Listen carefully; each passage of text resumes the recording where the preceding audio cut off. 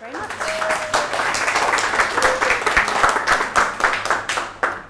So yeah, thank you very much for the introduction. It's great to see so many people here today. Thank you all for coming along. Thank you very much to the people who I know. It's really nice to see you again. And for those of you who don't, as a quick introduction, so I'm a self-confessed marketing nerd, have been for as long as I can remember, and yeah, I'd say that I've officially worked in it for 10 years. I've worked in-house, I've worked agency side, worked as a freelancer, and then set up my own business, Alix Digital, in 2018. It took me 2 years to think of that name, by the way. So, yeah. So hopefully that provides a bit of information, and I hope that I should be able to see things from both sides of the table, either way that you sit. So I wanted to talk a bit more about what's going on PPC-wise over the next sort of 2020. This isn't guaranteed, it's not set in stone. As we know, things like Google, Facebook, various platforms, they like to make changes and they like to keep us on our toes, so please don't sue me if this changes, but this is what we can guess. So the first thing is automation and machine learning, and I know a lot of people are going to say, well, yeah, especially SEOs, they're going to say, well, I know this has been going on for many, many years. And that's fine, I kind of know that too. The point is that it's improving, it's getting better, and there's more changes coming in. So first of all, we've got some examples like automated bidding. Some of those of you who've worked in PPC before might have had some aggressive phone calls from Google trying to automate things, and we may have thrown our phone out the window eventually. But it is going to get better, it's going to get more intelligent, it's going to get smarter. The same as scripts. We're building scripts every day. If those of you who aren't building scripts, they're great. Go steal some, they're really good. The other one is ad rotation and testing. So that's a laborious task. I think we can all agree that getting the right copy in front of the right people can be really annoying at some points. So being able to automate it can be a great option if you just don't have the time on a project to do it for a client. The other thing with that in mind, of course, is when things improve, the click costs start to increase as well, which is a bit of a shame. The business owner side of me gets really excited about the fact that we no longer have to explain to people what PPC is. The downside of that, of course, is that many, many more people are now turning to PPC. And it's pretty popular. Why is it popular? Because they want results. I have many people sort of contacting me throughout the week saying, hey, I want to get a campaign started. You say, yeah, when do you want to start it? And there's like the 1st of Feb. So yeah, I think we can all relate to that. But at least PPC works quickly, and it's highly measurable, and it helps you to beat competitors pretty damn quickly too. The other thing that I like about it is that you only pay when somebody interested clicks, unless you're on a CPM model, and I think business owners know that too.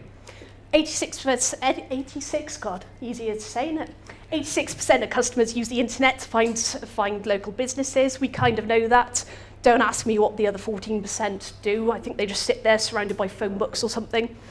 But at least we know that more and more people are turning to the internet. So what can we as advertisers do about it? Well, the way I see it is we can do two things. We can either make use of AI, or we can make use of manual stuff. So examples of things that you can do with AI, we've kind of discussed it, but we can actually use it to do things like split test ad copy. We can do things like automated bidding, so we can speed those processes up, so we can actually use our brains as a strategist rather than using our time for tasks, basically. The same with responsive ads as well. So some of you who've worked in things like Google Ads have probably already seen this. This is where you upload a bunch of different sort of titles, descriptions, that kind of thing. On Facebook ads, it looks much the same, but you add different images, that kind of thing. Oh, excuse me. Examples of manual stuff, so things that you can do to try and bring down those click costs. If, for example, you ship your products here in the UK, maybe don't show your things in Australia. That's not an example of my work, by the way. Also think about demographics as well, so use this time wisely. Think about things like if somebody, this is an example where somebody had a shop selling female clothing. Great, we kind of know that you're going to get a lot of clicks from women. What we didn't realise is that those women were costing a hell of a lot of money. So when we started changing the targeting, we realised that actually men shop in a different way, and not to be sexist, men go to a website, they buy things, they leave. Women click on things a lot more, particularly on lunch breaks, and tend to leave without buying anything. They come a lot more often. So then we realised changing some of these demographics and testing them turned out to have a big impact on return on investment. So it's worth spending time thinking about things like that. The other thing to think about, of course, is that now that we've got rising competition, we've got rising click costs, we've got rising everything really, we've also got a wonderful opportunity for platform diversity. So there was a little while ago where we'd sort of say, yeah, you can put your eggs in one basket. Yeah, why not? Just use Google, it's fine. We don't do that so much anymore. We now need to think, well, you've probably got pockets of customers that maybe use the internet organically. Maybe people do click on ads. Maybe people are buying things on Facebook. We need to think of lots of different things when we're going through it. It's not just one thing anymore. And it's about taking that strategic approach with the customer. If somebody says they need ads and they need them quickly, it's time to sit down and work out what their goals are. A while ago, I'd probably have said things like, oh, you're an e-commerce site, get on Google Shopping straight away. But now I sort of say things like, well, you could use Google Shopping, but have you also considered PPC on Amazon, for example? It's rising, it's increasing, and it is taking over. The same with Facebook. So some of you who know that might know this, but I found that my friend the other day described Facebook beautifully. He said, oh yeah, Facebook, my son described it the other day as the thing dad's on. Right, and he's right. That, to be fair to him, his kid is right. Unfortunately, we associate quite often Facebook with youngsters, and unfortunately, youngsters aren't hanging out there. If you want to target people between the ages of 18 and 25, start thinking about Snapchat, run some ads on there. Or maybe even TikTok, which we know is starting to take over quite a bit. And when you think about TikTok, what kind of content do you want to put on there? We kind of want to use video in particular. So we kind of know this as well. Video is incredibly popular. So in 2019, 78% of people watched videos online weekly. 72% of customers prefer learning about products or services through video. And the other one is 58% of people trust a brand more when they have videos as opposed to those that don't. The reason why I'm telling you this information from 2019 is that it's expected to rise. So if there's one thing I would say with PPC, definitely consider what content you're putting out there. If you can put a video ad out there, it's probably going to get a lot of good traction. So I would be remiss as well if I didn't mention some of the things that Google's introducing. So there's been a couple of things in beta. Those of you who've had a play about with it, there's some exciting stuff in there. Some of the things that are coming out of beta, though, are discovery ads.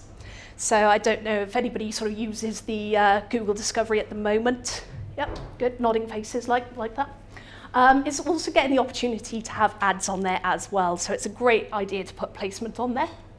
Gallery ads as well. So those of you who do things like Facebook ads and you've got the ones that you swipe across, the carousel ads, this can be a really nice alternative. So this works in the same way. Perfectly good for things like if you've got a product where you can put a bit of food porn like that, which is great for this company. If you've got something visual, that kind of thing, it can work really well. And the other thing is the bumper machine. So I don't know if anybody's heard of this yet, but this is where you upload a video that's 90 seconds and it starts to generate 6-second clips for you. So you start to have additional extra videos that you can utilize, and you can use that across a number of different things such as YouTube.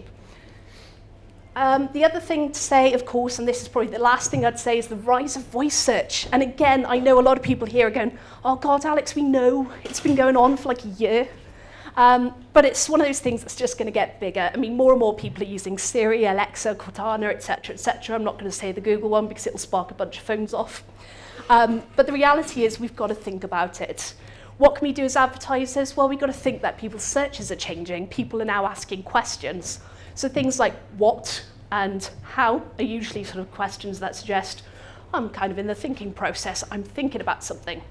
When you've got things like where and when, these suggest that normally these people are ready to commit to something and they can be a great time to show up.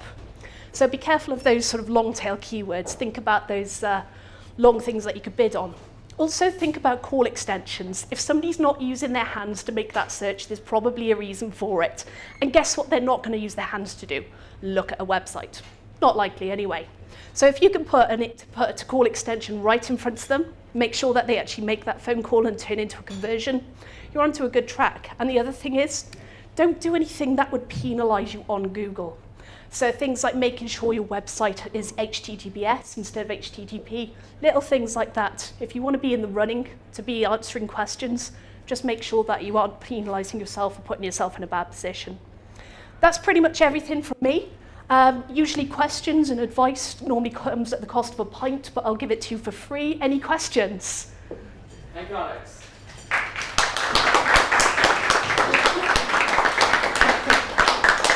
You win the award for like shortest talk ever. Oh, sorry, don't rattle through. Sorry, yeah, that's fine. Does anyone have any questions? And I've got to look at 2 rooms. Oh yeah, sorry, I should stand over here. Yeah. The cost of Snapchat ads, I know when it first came out, it had to be a massive spend behind it. They wouldn't allow advertisers. Has that changed? Or is it still you have to have like minimum £5,000 budget? It's getting better, but it's still quite a lot. Yeah, you still need to think about sort of locations that's not as narrow as we'd like it to be still. So you are thinking sort of geolocation targeting is still quite wide, which is why it's got to have quite a large budget behind it as well. So unfortunately, it's not getting ridiculously cheaper. But in terms of getting in front of the right people, it could be a good alternative anyway. Any other questions? Dan. Sorry, guys.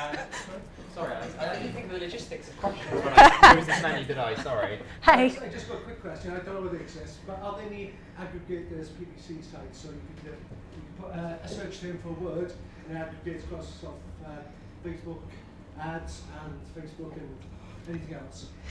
There are a number of these actually.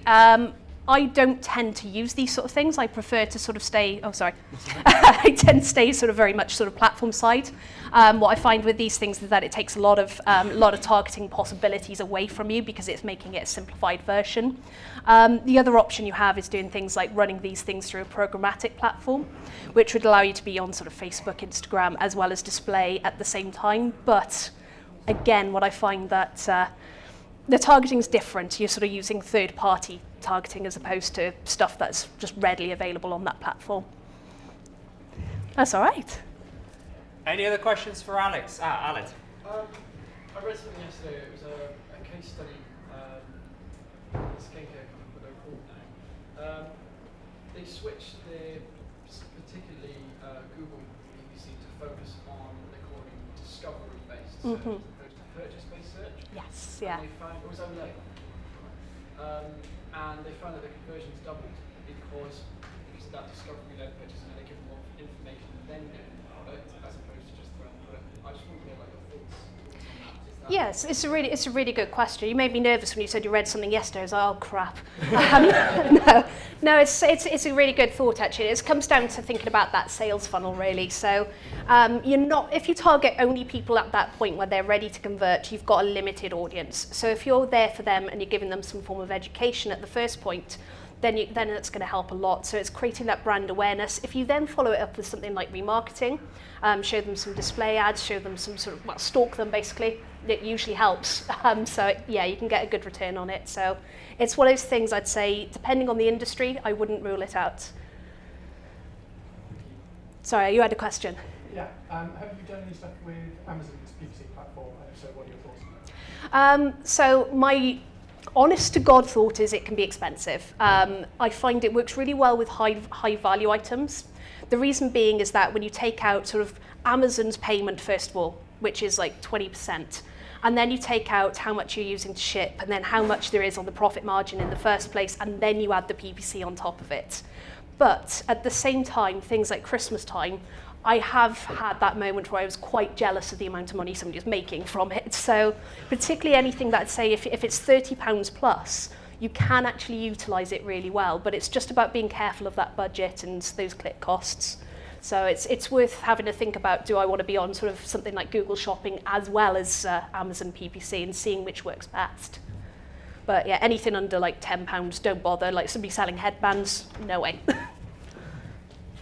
Any other questions? I can't quite see everyone, so let me just have a little... Do I have any other questions? No, I think we're good. Oh, cool. Thank you. Awesome. Thank you to Alex.